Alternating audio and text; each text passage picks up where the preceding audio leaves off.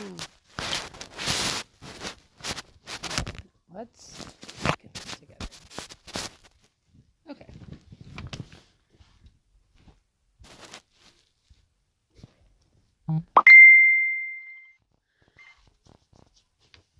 Okay, hopefully, I want you guys to be able to hear me. Um, if I can do this.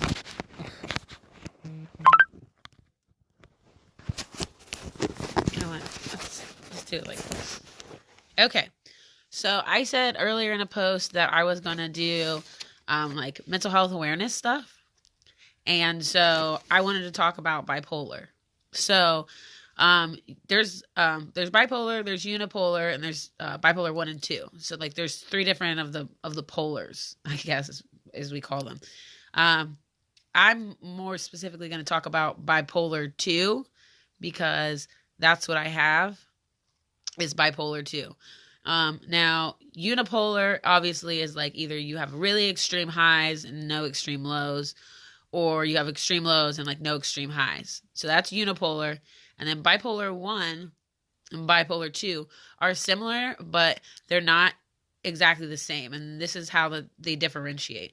Bipolar 1s, they have mania, which means they are extremely happy. They sometimes will involve themselves in risky behavior. Maybe they're having more sexual partners. Maybe they're stealing. And some of them can even go into psychosis to where they think that they're like a movie star and stuff like that. So like that's like super extreme. And like they have full-blown mania. Now, bipolar 2, they have something called hypomania, which means that they still are like in an elevated mood, in a good mood. But the thing about it is that they don't go into mania. So like they can still get things done throughout the day, but they're not like on an extreme high. Yeah, like typically. So that's the difference between that. They have more of the lower sides of the depression. Their depression will last longer than their hypomania. Okay. Also, they said that the actual definition of bipolar, well, not like Webster definition, but the one that I found, it says it causes unusual shifts in moody energy, activity levels, concentration, and the ability to carry out day-to-day tasks, which I kid you not, it definitely does affect day-to-day tasks. When I'm depressed, like I'm in my bed, I'm probably binge watching something. I don't want to take a shower. I don't want to clean anything. I just basically want to lay in bed and do nothing. Like it gets to a point sometimes like where I don't even want to eat. So like these are like, that's a problem. You know what I mean? Also, when I was doing my research, there are two chemicals in your brain that they say could contribute to having bipolar, which is serotonin, which is a chemical that it controls your mood. So when your serotonin decreases, you would have like depression. But if it's an increase, you're going to be more motivated and more of like you would have more of a mania episode or maybe a hypomania episode. Also, the other chemical is the dopamine. So the dopamine is associated with your thoughts, emotions, and body movement.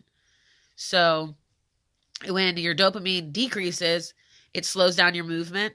But when it increases, it will speed up your movement. So like you'll be like really all over the place. So the two chemicals are serotonin and dopamine. Also, when I have hypomania, I typically, like for me, I typically will have like a bunch of ideas that I want to do. Like I start planning stuff out, and then eventually I might start it, but I don't finish it. So I'll start a lot of like things and then I won't finish it, or I'll just be like so happy and uplifting. And then usually when I have a hypomania like episode, when I actually, happy Mother's Day, baby. Okay. Sorry about that. Hold on. Let me tell him I'll call him back.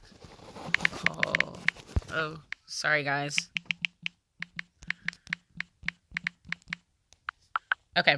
So in my hypomania episodes, usually I'm anticipating like my depression, because I know that when I am in an elevated mood like that, like I just like, I know in the back of my head, like the come down is going to be really bad. So then usually,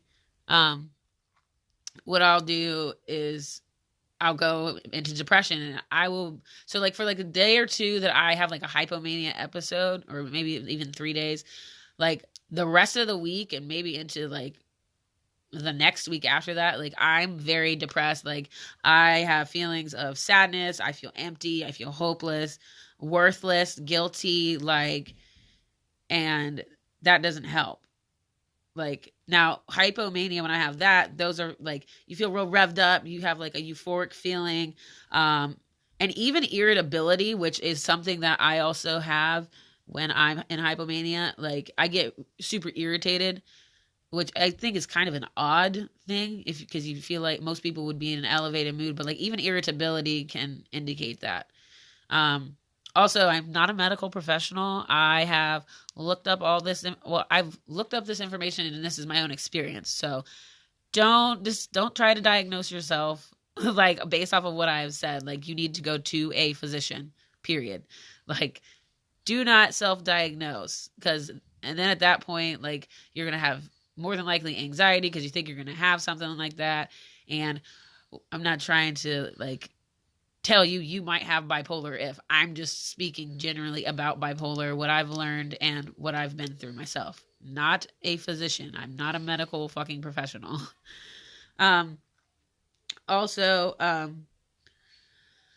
I don't know, having bipolar, like I know some people will be like, oh, did you take your meds? Or hey, you bipolar?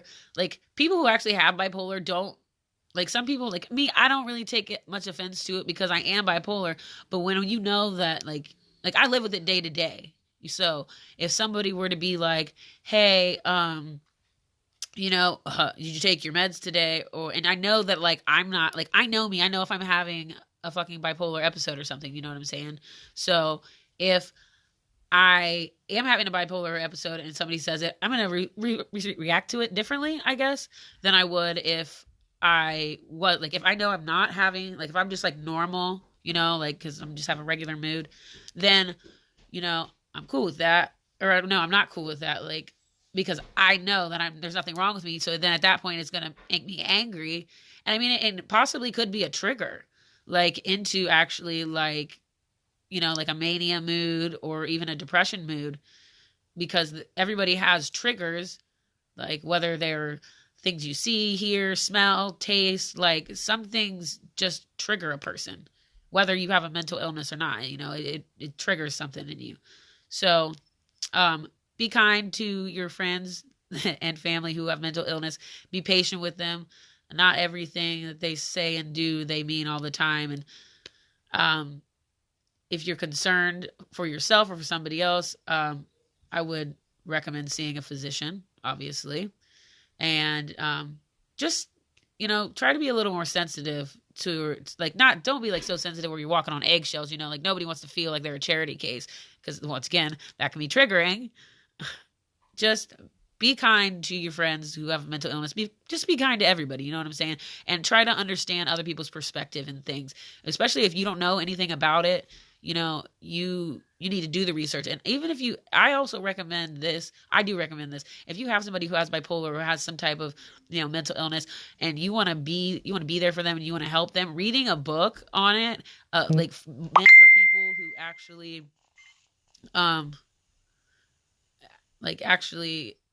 the books are meant for like friends and family of people with mental illness. So I would definitely recommend reading one of those, because it can help you better understand, and ask your friend or your family member about it, like what helps them, what works for them.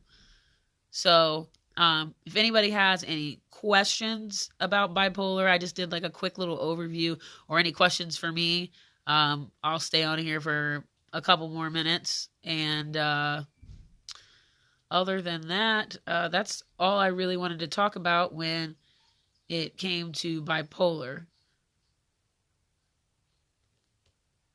Thank you, Anthony. And you're welcome.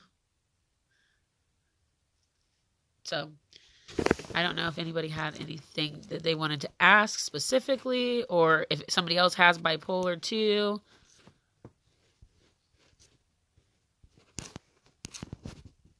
If anybody has any, happy Mother's Day, brother. Thank you. I love you, bro. I'll look at your message here in a minute. I was doing my little live thingy because I said I was going to do it. Also, if anybody, I think the next couple ones I'll do is like anxiety.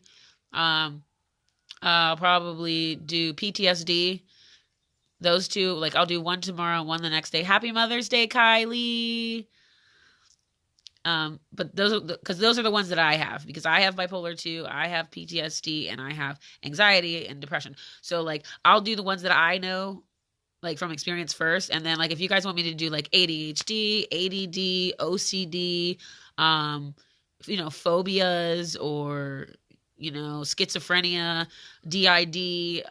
Anybody who doesn't know what DID is, it's dissociative identity disorder. That is multiple personalities. Schizophrenia does not mean you have multiple personalities, just in case anybody was wondering. So, I'm going to think that you guys don't have any more questions. So I'm going to go ahead and hop off here. Happy Mother's Day to all the mothers. Peace, love, namaste.